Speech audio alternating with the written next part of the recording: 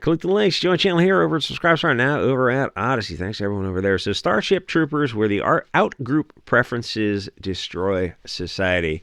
The bug men see themselves and brown people as bugs. And you know that saying, physiogamy, we're not terminally on 4chan, you Nazi. Physiogamy is real.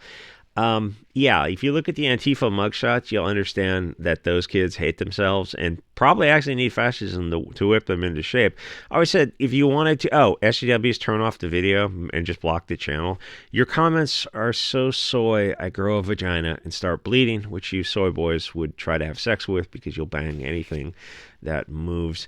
The thing with, if you wanted to convert soy boys and the Antifa kids into base right-wing Chad types or just to not make them so left-wing, all you'd have to do is take them to a camp for like 2 months, have them exercise and eat less, and as the fat comes off, they will move to the right.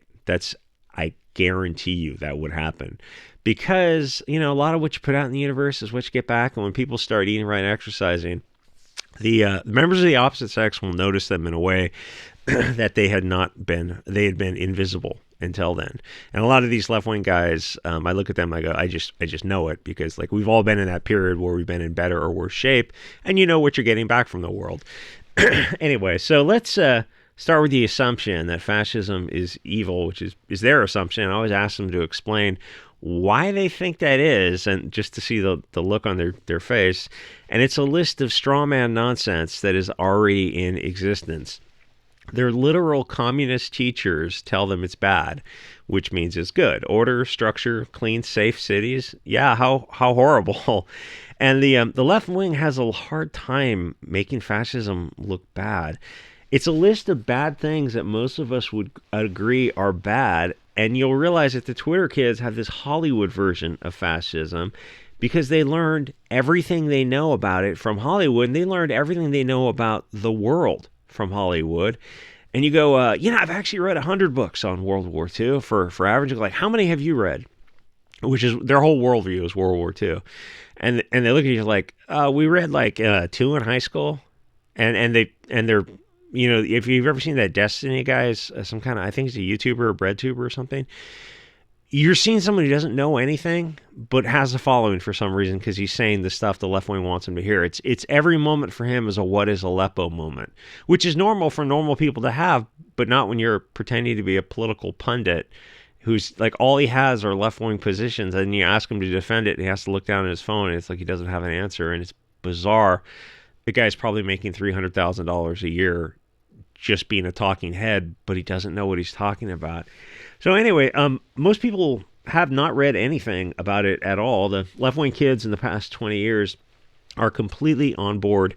Anything Hollywood, the mainstream media, social media, the government, the United Nations says, to the point where if Soros is calling out, or Newt Gingrich is calling out Soros, then they have to take the side of Soros because it's oppositional defiance disorder. They just have to, whatever their dad is telling them. It could be done with Star Wars, with old Star Wars versus the Disney Star Wars, and they will take the side of a crappy movie that they didn't watch, and it's objectively true because they didn't rewatch it, they didn't buy the merch, there was no energy behind it, simply because the older generation, their fathers and grandfathers, were on board with the earlier Star Wars. That's what ODD is. They absolutely believe nonsense that a few decades ago their parents would have laughed at, and they would have considered themselves left-wingers. But they were left-wingers who were actually more closer to liberal because they would engage in conversations like adults without immediately ad hominem and strawman. It was an entirely different atmosphere pre-2016, and the further back you go, the better it was, where you could sit down with people of like literal communists and Nazis would sit down and have a joint and a beer and just talk things out.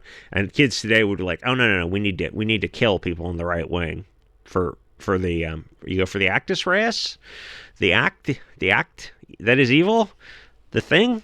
No, for the mens rea, the state of mind, for the wrong thing. You're going to be killing a lot of people. So they list their imaginary dogma of fascism, and then they say with a straight face that Trump is one, and so are all Republicans. The guy who left office and had a unarmed revolution. The guy who left office, the dictator who left office and allowed you to criticize him for 4 years. Yeah, he's just like the Austrian corporal. He left office, and you could say anything you wanted about him that wasn't a death. Even comedians. There's a lot of hot words in this video. I think it's not going to get monetized. Who was Kathy Gifford or something? She held up the head of Trump, like president. It's like, yeah, she got a call from the Secret Service. But so in a dictatorship is when you can do something like that. And you realize the left, all they have is a Hollywood view of the world. And if you start to question their Hollywood belief system, they get angry because they have this emotional response. It's when somebody responds to something so fast, it's usually it's the Pavlovian response where it's stimulus response and it bypasses cognition, because that starts making them uncomfortable. That the concept of two sides to a story, two arguments, or even more sides to a story. They only have the side that they were parroted to believe. So they list their dogma of these fascist points, and like every Republican is one. And yeah, I started asking for examples and what their belief systems are, and they just fall apart because they don't have anything that Hollywood or their government teachers didn't tell them. So the literal communist teachers or professors. So a country with open borders that has homeless tent cities and sends taxpayer money overseas is their definition of a fascist government. Left-wing kids, and unfortunately too many MAGA normies, are so locked in a politically correct way of thinking, they never stop to examine the mainstream accepted dogma. The only people asking questions are the far-right extremists, because those people support free speech. And in their mind, that all makes sense.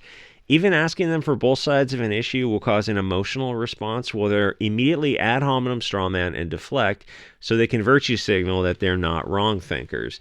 And even if I tell SJWs not to leave a comment and they do, it's like the first thing they'll do is ad hominem, because they don't know how to discuss things.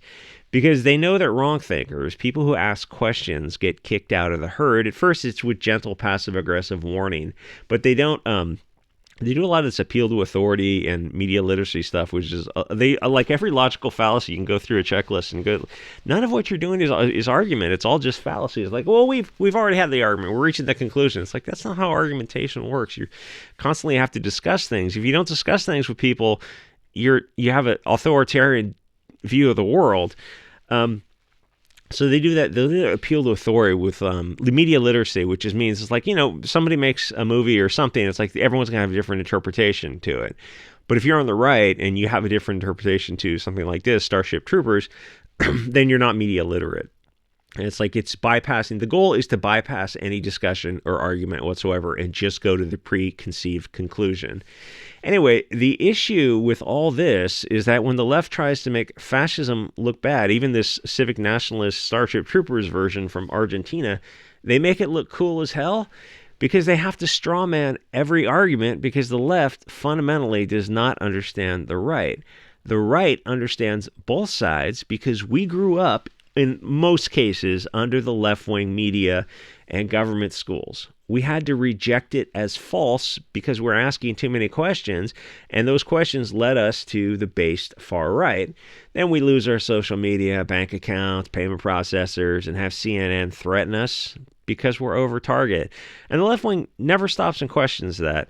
Anyway, so you look at the left wing, you go, so can we discuss anything and ask any questions? And like if they think about it, they'll have to say no, because the open marketplace of ideas absolutely terrifies them.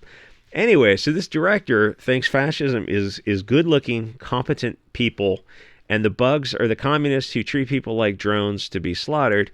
The movie is just silly fun. It's poking fun at the right, but it just makes the right look cool as hell. Neil Patrick Harris is wearing Hugo Boss, and the left says, well, see, that tells you he's bad, but that's reaching the conclusion and bypassing the argument, because he hasn't done anything bad. He just looks like a well-dressed dude, where in their mind it's like, yeah, but we're signaling to you he's bad. And I go, but you haven't shown he's bad. You haven't proven he's bad. He's not. I don't accept that he's bad because you think he's bad, because you're labeling him something. You still have to prove the label. So you got humans against bugs, but the SJW kids see themselves as these disgusting, mindless drones, the useful idiots sent to the slaughter. The left are people who are mad at their dads. They're mad at the idea that they might have to take part in a nation and contribute. In this case, service is citizenship, and they want everything given to them, but they don't want to sacrifice for it. If the left struggles to make fascism bad, I hope these comments are okay, or has to strawman to do it, then it's not bad, which it isn't. It's just a system. Any system depends on the people, and every system will fail if the people aren't united. The weird thing is the movie showed a civic nationalism with a mixed race, mixed sex group of people fighting literal bugs that would suck your brains out. That's actually way farther to the left than actual fascist positions today.